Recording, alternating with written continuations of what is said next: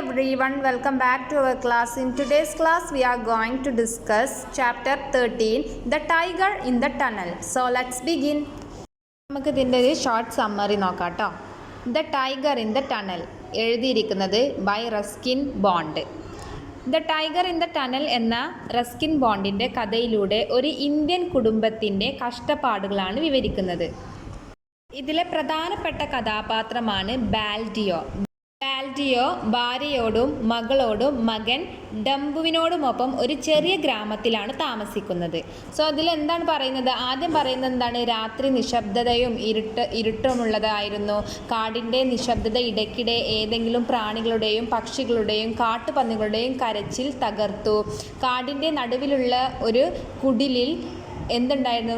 ഡെമ്പു എന്ന് പറഞ്ഞാൽ അവരുടെ മകൻ, അതായത് ബാൽഡിയോൻ്റെ മകൻ. ഡംബുവിൻ്റെ എന്തുണ്ടായിരുന്നു? അച്ഛൻ ബാൽഡിയോയും തനിച്ചായിരുന്നു. അതായത് കാടിൻ്റെ നടുക്കിൽ, അതായത് ഡംബുവിൻ്റെ അച്ഛനായിട്ടുള്ള ബാൽഡിയോ തനിച്ചായിരുന്നു. ബാൽഡിയോ ഒരു വാച്ച്മാൻ ആയിരുന്നു. ബാൽഡിയോ ഒരു വാച്ച്മാൻ ആയിരുന്നു. തുരങ്കത്തിനുള്ളിലെ, അതായത് ടണൽ എന്ന് പറഞ്ഞാൽ തുരങ്കമാണ് കേട്ടോ. ആ ടണലിൻ്റെ ഉള്ളിലെ, അതായത് തുരങ്കത്തിൻ്റെ ഉള്ളിലെ റെയിൽ പാളങ്ങളൊക്കെ വ്യക്തമാണെന്നും അതുപോലെ അവിടെ വെളിച്ചം വിളക്ക് കത്തിക്കുകയും ട്രെയിനിൻ്റെ പോക്ക് സൂചന, ട്രെയിൻ വരുന്നതിൻ്റെ സൂചന, ഇതൊക്കെ ആയിരുന്നു എന്ത്? ബാൽഡിയോൻ്റെ ജോലി. അവിടുത്തെ ഒരു വാച്ച്മാൻ ആയിട്ടായിരുന്നു ബാൽഡിയോ നിന്നിരുന്നത്.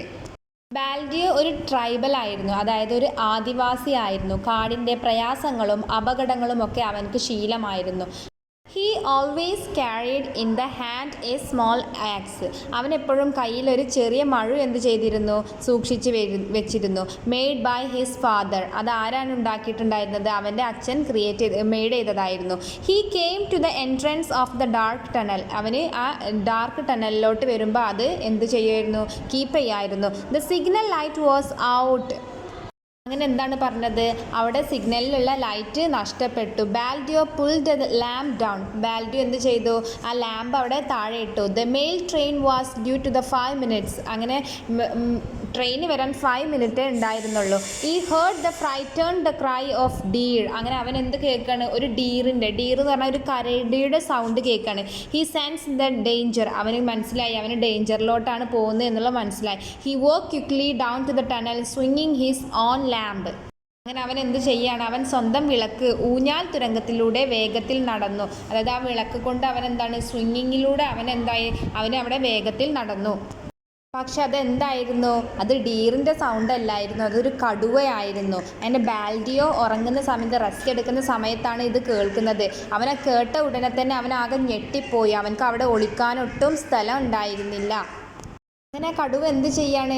ആ കാട്ടിലോട്ട് ചാടി. അങ്ങനെ അവന് ബാൽഡിയോൻ്റെ, അതായത് കാട്ടിലോട്ട് ആ കടുവ ചാടി.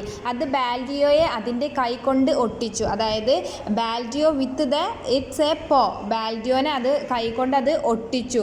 അയാൾ കൈകാലുകൾ ഒഴിവാക്കി തോളിൽ കോടാലി കൊണ്ട് മൃഗത്തെ കുത്തി. അതായത് അയാളുടെ എന്തുണ്ടായിരുന്നു? കഴുത്തിൽ എന്തുണ്ടായിരുന്നു? ആ മഴ ഉണ്ടായിരുന്നു. ആ ആക്സ് കൊണ്ട് അവരെ കുത്തി. കടുവ വേദന കൊണ്ട് അലറി. അത് അവൻ്റെ മേൽ ചാടി അവൻ്റെ ശരീരത്തിൽ കീറി അവൻ മരിച്ചു കിടന്നു. എന്താ പറഞ്ഞിട്ടുള്ളത്? കടുവ കുറേ അതിനെ ആക്രമിച്ചു. അതായത് കടുവ ആക്രമിച്ച് അയാളെ എന്ത് ചെയ്തു? കടുവ കൊലപ്പെടുത്തി. അങ്ങനെ എന്താണ് പറഞ്ഞത്? ആ കടുവ അയാളെ കൊലപ്പെടുത്തുകയും ചെയ്തു. കടുവയുടെ പിന്നീടുള്ള ആക്രമണത്തിൽ എന്താണ്? അയാൾ മരണപ്പെടുകയാണ് ചെയ്തത്. ട്രെയിനിൻ്റെ ശബ്ദം കേട്ട്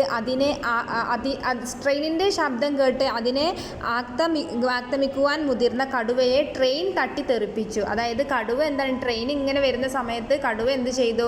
ആ ട്രെയിനിൻ്റെ തുരങ്കത്തിലോട്ട് പോയി അതിനെ തട്ടിമറിച്ചിട്ടു. അതായത് കടുവയെ തട്ടിമറിച്ചിട്ട് ആ കടുവയും അവിടെ എന്ത് ചെയ്തു? അവിടെ മരണപ്പെട്ടു. അച്ഛൻ്റെ മരണത്തോടെ കുടുംബഭാരം ടെമ്പുവിൻ്റെ ചുമലിലാവുകയാണ്. അതായത് അച്ഛൻ്റെ മരണശേഷം എന്താണ്? ഈ കുടുംബത്തിൻ്റെ ഭാരം ആരുടെ ചുമലിലാവുകയാണ്? ടെമ്പുവിൻ്റെ ചുമലിലാവുകയാണ്. അച്ഛൻ ചെയ്തിരുന്ന ജോലി മകൻ ഏറ്റെടുത്തു. അച്ഛൻ്റെ മഴു കയ്യിൽ ഉള്ളത് കൊണ്ട് അവനിപ്പോൾ കാടിനെയും കാട്ടുമൃഗങ്ങളെയും ഒന്നും പേടിയില്ല എന്നാണ് ഈ കഥയിൽ പറയുന്നത് കേട്ടോ. സോ ഇതെന്താണ്? The tiger in the tunnel. ഇതിൽ ടൈഗറും കൊല്ലപ്പെട്ടിട്ടുണ്ട്, അതുപോലെ ഇയാളുടെ ആരായിരുന്നു?